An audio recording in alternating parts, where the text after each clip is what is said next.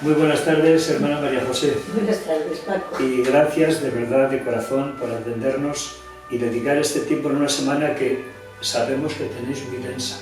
Sí, intensísima. En actividades. Eso tiene más mérito. Estamos aquí en el Colegio de Santana, que llevan estas hermanas de la congregación de este nombre, y yo quería hacer, para que respires al principio, pues una confesión un poco personal. Que de niño, cuando ingresé al seminario de Jaca, tengo un recuerdo imborrable de la hermana María Luisa, cómo me cuidaba unos granos que me salían como un acné poco precoz, ¿no? Ya adolescente, pues era niño, y me lo cuidaba con un cariño inmenso, aparte de la comunidad que nos cuidaba a todos los que estudiábamos allí.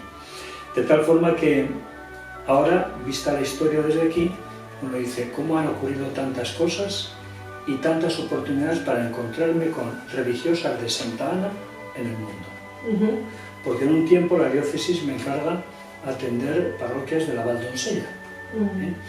Y en Isuerre hay una familia con vocaciones, que es la de la hermana Gloria Pezunarte. Sí, y su hermano, está en Zaragoza. Está en Zaragoza. Sí. Y su hermano, que está en México, en Jalisco, capuchino, Sí. ¿no? Que sigue en activo como misionero, que tuvo la delicadeza en mi viaje a México de desplazarse para encontrarnos y tener una convivencia intensa, aunque corta. Quiere decir que, la verdad, hay un cariño que no se olvida hacia las congregaciones cuando tienen estas oportunidades. Pero aquí, ya dentro de un colegio, de una congregación concreta como Santana, así como brevemente, ¿nos podría resumir el origen de la fundación y el carisma propio de esta congregación de Santana? Muy bien, bueno, pues el origen, podríamos decir que ahora está de moda eso del voluntariado, ¿verdad? Pues el padre Juan Bonal estaba trabajando en el Hospital de la Santa Cruz de Barcelona y allí entraban jóvenes, chicos y chicas, que iban en plan voluntario a dedicar unas horas a atención a los enfermos, y a atención al hospital, porque iban los carpinteros a hacer arreglos de carpintería, los cordeleros a hacer cordeles, cosas así, y luego gente, chicas, que iban también a echar una mano en la atención a los enfermos. Entonces, en ese tiempo, en el final del siglo XVIII, había una expansión muy fuerte en los hospitales de Cataluña de estas acciones de gente que participaba voluntariamente sin pertenecer a ninguna congregación, a ninguna hermandad. Además, las juntas de los hospitales no querían que formaran congregaciones. Y entonces en Zaragoza se enteraron en el Hospital de Nuestra Señora de Gracia, que era el Hospital Urbis et Orbis de la ciudad y del mundo, porque era un hospital grandísimo. Hubo momentos que había más de 2000 enfermos, bueno, enfermos de todo, porque allí entraba de todo. Pues se pusieron en contacto con el Juan Bonal, y Juan Bonal vino a Zaragoza, vino pues hacia septiembre, en contacto con la Junta del Hospital, y marchó, o sea, les gustó el proyecto que llevaban, y marchó a Barcelona, y agrupó un grupo de jóvenes, 12 chicos y 12 chicas, 12 jóvenes, y vinieron hacia Zaragoza. A frente de ellas iba la madre María Rafols, que entonces tenía 22 años. Llegaron a Zaragoza y la primera entrada fue el 28 de diciembre de 1804, y la primera visita fue al Pilar, a poner a los pies de la Virgen aquella obra que empezaban con tantísima ilusión, porque realmente vendrían todos muy ilusionados después de un largo trayecto. Pero fíjate, de septiembre a diciembre tenía mucha gente allí, porque como agrupas a 24 personas. Bien, entonces ya empezaron a trabajar, el 1 de enero empezaron a trabajar en el hospital, y se notó ya la presencia de las hermanas en muchos detalles, en la delicadeza, en el cuidado a los enfermos, en la limpieza, en la atención, en la distribución de los alimentos, porque era una época de mucha pobreza. Entonces, pues había trabajadores que aprovechaban y se llevaban comida para sus casas, entonces eso iba en deterioro de la alimentación de los pacientes, ¿no? Y bueno, pues empezaron allí Les tocó una época muy dura, porque ya en el 1808, la Guerra de la Independencia, los varones se echaron atrás, solamente uno siguió trabajando en el hospital, y el padre Juan Bonal apoyando a las hermanas que vivían pues el carisma de caridad universal, hecha hospitalidad principalmente con los más pobres y necesitados. En principio se llamaba incluso a los enfermos de enfermedad contagiosa, pero en principio el término era hospitalidad. Luego lo tradujeron con esos términos y hemos vuelto al término hospitalidad. Bien, les tocó una época muy dura, tenían que pasar pues partes de sus raciones alimenticias, las pasaban a los enfermos. De hecho, varias hermanas murieron de cansancio, de hambre, de agotamiento. Cuando tenían mucha necesidad y cuando estaban sitiados, marcharon al campo francés, al campamento francés, a pedir que los restos de los alimentos que tenían se les proporcionaran para atender a los enfermos. Y bueno, y se les dieron, o sea, que les hicieron caso. Y bueno, pues fue una situación muy dura. Ellas combinaban muy bien lo que es la contemplación y la acción. No solamente los jesuitas. Marta y María. Contemplación y acción. Tenían sus largas horas de oración y sus largas horas de trabajo y de cuidado y de atención a los enfermos. También ahora que estamos en la Semana de la Mujer, que bueno, el día 8 estamos a 13, pues en aquel tiempo en el cual pues pocas mujeres estudiaban o pocas mujeres tenían acceso a una preparación así académica, se prepararon un grupo de hermanas para el examen de flebotomía. La flebotomía, que era para aprender a practicar la sangría en los pacientes, que era un método que utilizaban. Sí. Y bueno, lo aprobaron y además dice que superaron a los varones en los resultados, o sea que, perdona que es que me vienen estos catarros de este tiempo. Bien. Luego pues atendían, ya te digo, a amigos y enemigos, porque hay momentos en los que se tienen que dedicar a los enemigos, diríamos, a cuidar a los heridos del otro. Pero los veían, perdona, como hermanos. Los veían como hermanos. Un 13 de agosto bombardearon el hospital y tuvieron que salir en búsqueda, sobre todo de los enfermos psiquiátricos que se escaparon. Tuvieron que correr detrás de ellos para localizarlos por toda la ciudad. Y se colocaron en el hospital de convalecientes, que es donde ahora está el Hospital de Gracia en Zaragoza, allí en la calle Madre Rafos y todo eso, pues allí.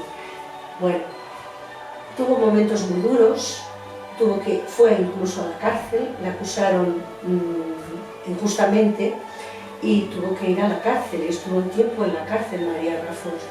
Y luego fue expulsada de Zaragoza y fue a Huesca, y allí en Huesca empezaría otra rama, sino otro grupo de personas, de hermanas, que darían lugar a la comunidad de Huesca, del Hospital de Virgen de la Esperanza. En el Hospital de Gracia se atendía a enfermos, a ancianos, a expósitos, gente que se había quedado huérfana, niños que se habían quedado huérfanos. La Madre Rafos se encargaba de que las amas cuidaran bien a los niños, y cuando terminó la guerra, muchos niños quedaron huérfanos. Entonces marcharon algunas señoras, algunas familias, se hicieron cargo de cuidar a esos niños. Y María Rafos iba de cuando en cuando a visitar a esas familias para ver si recibían una atención esmerada, si tenían cubiertas sus necesidades, se preocupaba por ellos. Y ya pasó luego muchos años en la Inclusa, que era donde estaban los niños huérfanos, muchos años en una situación en la que era muy dura, porque casi todos los días había la muerte de algún niño por la situación que estaban viviendo, ¿no? De pobreza, de enfermedades, de pocos medios, y el padre Juan Bonal siempre estaría apoyándoles. Y hay un momento en que, claro, tienen tanta necesidad que se tienen que ir a pedir por ahí. El padre Juan Bonal marchará por los caminos de España, de muchas ciudades, a buscar ayuda para el hospital. Todo valía el trigo, valía las cuerdas, valía las telas, valía todo era para el hospital, tomates, patatas, lo que le dieran. Él iba pidiendo, pero a la vez que hacía esa recaudación de alimentos y de dinero, también iba evangelizando, y se pasaba muchas horas confesando a la gente que se acercaba a tener un apoyo espiritual o predicando también. Y todo esto y más que podríamos seguir contando. Sí, bueno, pues ya lleváis tiempo de historia. Sí.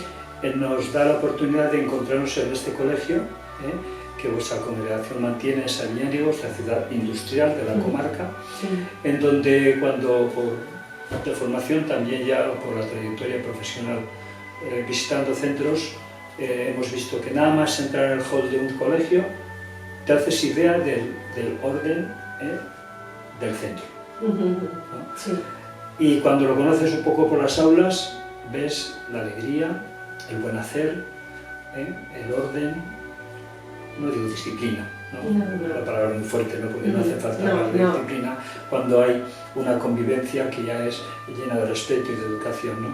La pregunta es, y se os ve en las cosas y en las personas, ¿cómo vivís la alegría de esta proyección educativa? Porque los niños son alegría.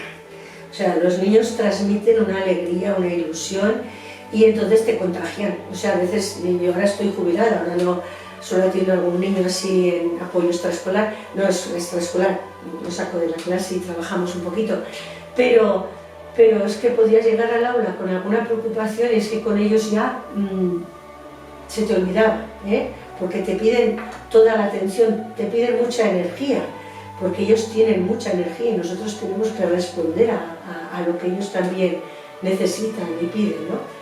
Entonces, eso transmiten y vivimos la alegría con ellos. Eso se transmite. Sí. Porque cuando es contagioso, y hablamos antes de situaciones sanitarias, ¿no? Que era negativo, en positivo es un valor fundamental ahora. Seguramente aportáis, sin comparar con ningún otro centro, pero como cosa propia, alguna educación en valores aquí en este centro. Sí, es muy importante la educación en valores. Y los valores no se trabajan en un momentito concreto, el valor se trabaja a lo largo de las 6 horas que el niño o la niña están en el centro. O sea, se trabaja a lo largo de todo el día. Y se trabaja de muchas formas, primero con el testimonio de las personas que estamos implicadas con ellos. Los profesores, el personal no docente, por secretaría, comedor, todos estamos implicados. Y consideramos el colegio como algo nuestro, como una familia. Entonces, cada uno aporta pues, sus cualidades, sus dones, su modo de hacer. Entonces, claro, si vamos juntando pues, lo que tú sabes hacer, lo que el otro sabe hacer, lo que el otro, al final sale una obra de arte. Ya, porque todos participamos en esto. Y con este detalle de la familia han hecho unos días de inmersión lingüística en inglés en Jaca, en los escolapios, y han ido de varios colegios de aquí de España, porque hacemos muchas actividades entre colegios y con los profesores, sobre todo formación. Y la profesora que fue me decía, cuando le pregunté qué tal, dice, es que me he sentido que estábamos, yo aquí me siento como en familia, pero es que allí me he sentido en familia, porque hablando con los otros profesores veía que tenemos muchas cosas en común. Y entonces vino con una sensación de unidad, de riqueza común. Eso es muy bueno. Este año tenemos el lema Felices. Cada año hay un lema, ¿no? Felices es hacer un recorrido por las bienaventuranzas, pero en modo actual, ¿no? Felices los que ayudan, felices los que se comprometen, felices los solidarios, felices. O sea, es una lectura. Los que tienen los ojos limpios, los que perdonan, todo eso pues, es algo que está impregnando todo el día, ¿no? Y por supuesto eso se traduce en una labor evangelizadora en los alumnos, en las familias, en todas las etapas de la familia, ¿no? Que los abuelos ahora tienen mucho que ver, con los colegios Sí. y también en la comunidad que Sí. rodea al centro, la parroquia, donde Sí. seguramente estáis implicados, Sí, ¿no? también, sí. Eso Sí. es una... Nosotros, sobre todo, es nuestra presencia. Nosotros ahora damos mucha importancia a nuestra presencia en el pueblo. Es una presencia de vida religiosa, que tiene un sentido, que optamos por esto y que apoyamos y facilitamos. Yo creo que nos toca ser facilitadores del trabajo, de la acción, de las personas que están con nosotras. De que colaboren. O sea, nosotros necesitamos a los laicos, los necesitamos a todo el personal que está aquí, si no, no podría tirar adelante el centro. Pero una cosa es necesidad y otra cosa es que la persona que está se implique y que lo haga con ilusión, con entrega. Hace un rato, ahora a las 7 se han marchado. O sea, Soy testigo. sí, pues quiero decir que no tenían necesidad de estar hasta las 7, pero están preparando lo del musical y todo eso, y entonces pues se quedan hasta lo que haga falta, pero además con ganas. ¿Y alguna cosa muy específica de trabajo diario? Así? Sí, bueno, nosotros tenemos, aquí tengo el material, tenemos un proyecto de educación de la interioridad que se llama Más Adentro. Entonces, todos los días en nuestro colegio hay niños de 14 países, niños de musulmanes, evangelistas, ortodoxos, de distintas opciones religiosas. Entonces, la interioridad es algo que hay que cultivar en toda persona, sea de la religión que sea, de la raza que sea, del país que sea. Entonces nosotros estamos trabajando esa interioridad todos los días al entrar un ratito, nada, unos minutos, hay una rutina de interioridad. Por ejemplo, antes te leía dos que te han hecho mucha, por ejemplo, el lunes mantenemos un minuto de silencio reflexionando cómo quieres y sueñas que sea tu día. Ese niño se para y piensa, ¿cómo quiero que sea mi día? El martes, piensa una cualidad que quieres aportar a tu grupo, clase, en el día de hoy. O sea, cada día ya tienen como un objetivo, una cosa, y entonces todos los lunes durante un trimestre soñarán en su día, todos los martes pensarán en una cualidad durante ese trimestre. Al trimestre siguiente son otros. Esa será la rutina de interioridad, que otras muchas actividades, ¿no? Bueno, cositas muy breves, pero y luego, a continuación hay un ratito de reflexión, de oración, pues cada uno ora y reza a Dios que nos habita desde su opción religiosa. O sea, es un ir descubriendo, pues van saliendo ahí aspectos de nuestro Maestro Jesús de Nazaret. Entonces, son actitudes que Jesús tenía con la gente, de cercanía, de escucha, de ayuda y de perdón, y que esa actitud no es para un grupo determinado solo de personas, sino que es para todo el mundo. ¿Quién no quiere ser acogido, escuchado, perdonado, sea de la opción religiosa que sea? Entonces, esto lo hacen todos los días, y al subir del recreo tienen también un minutillo de rutina de interioridad, de serenarse, de escuchar el silencio, de apaciguarse, porque claro, cuando suben del recreo, pues suben con mucha vida, pues ha podido haber incluso algún conflicto, entonces hay que pararnos, calmarnos, serenarnos y tomar otra vez. El Papa Francisco nos ha hablado de la Iglesia en salida, y yo, a la vista de vuestra actividad, de vuestro programa de estas fechas, sois colegio en salida. ¿Hay alguna actividad próxima que es transversal seguramente en el año? Sí. Vamos a hacer un musical que se llama El libro de la selva. Pero el libro de la selva, el musical, es el final de todo un proyecto de educación emocional. Entonces, es un proyecto de educación emocional que busca la inclusión, la igualdad y la convivencia. El musical sería el trabajo final. Se trabaja desde septiembre en las diferentes áreas. Pues en lengua trabajarán los personajes del libro de la selva, las características, descripciones. En medio, en ciencias naturales, en sociales, trabajarán lo que es la selva, los animales, las características, animales en extinción. Bueno, es todo un trabajo así. Entonces, con este proyecto hemos querido potenciar la inclusión social, el crecimiento individual del alumnado, fomentando el respeto, la autoestima, la consideración hacia el trabajo de los demás, porque aquí necesitamos todos de todos, y esto saldrá bien si todos ponemos de nuestra parte. Desarrollamos la creatividad, la sensibilidad, la tolerancia y el realizar actividades en grupo. Todo eso, y luego además hay un aspecto muy bonito. Hoy un señor me decía, es que lo bonito de esto son los preliminares, juntos, padres, madres, profesores, alguna exalumna también, que vienen a hacer. Y también para los niños esto es muy importante, porque el ver que papá o mamá viene aquí a pintar, como vengo yo, como viene el niño, que viene a pintar, y que lo hace en grupo, en equipo, y que pone cada uno su habilidad, pues para ellos es una manera de potenciar también la importancia que tiene el centro, porque la labor educativa, nosotros somos importantes, pero los padres son los primeros. Los padres son los primeros. Nosotros colaboramos, apoyamos, ayudamos y vamos a tratar de hacer sacar de cada uno de los niños lo mejor que tiene. Entonces creamos espacios y tiempos para la creatividad, para la interioridad, para que vaya saliendo todo aquello, lo mejor de cada uno. Antes, lo que comentábamos antes también, con la interioridad, es que el niño, que la persona, que el adulto, cada uno, haga eco de lo que está viviendo dentro.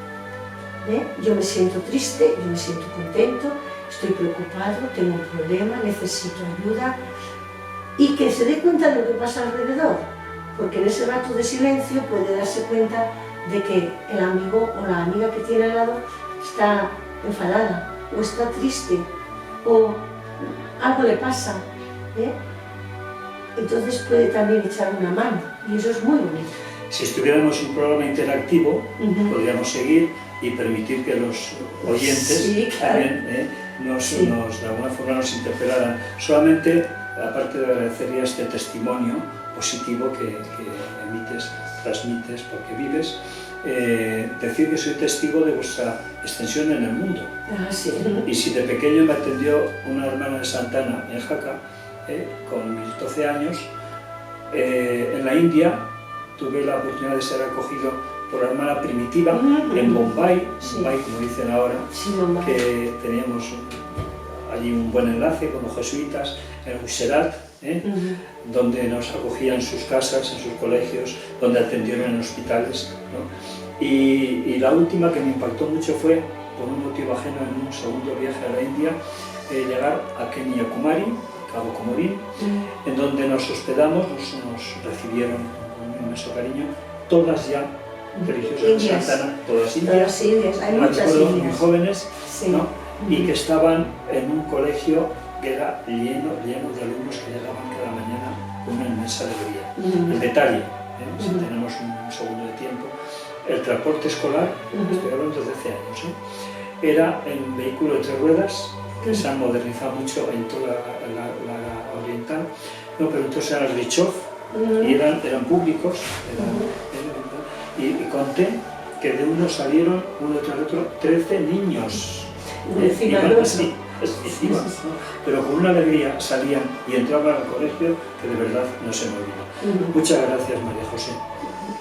No soy quien para reconocer institucionalmente vuestra tarea, pero sí portavoz de muchas personas y otros que me dirían que reconozcamos que esta presencia vuestra es motivo para una evangelización, ¿no? de esta sociedad un poco secularizada, ¿no? Pero que cuando hay testigos que sonríen, porque creen, porque aman, porque sirven, pues de verdad Dios es importante. Aquí somos poquitas, 4 hermanas, pero el apoyo de todos es fundamental. Y con esas 4 hermanas que somos, nuestra presencia es en el pueblo. Como la piedra que cae en el centro de un estanque y va creando círculos concéntricos y al final todo el estanque está enriquecido por esa aportación. Muchísimas gracias. Vale, a ti.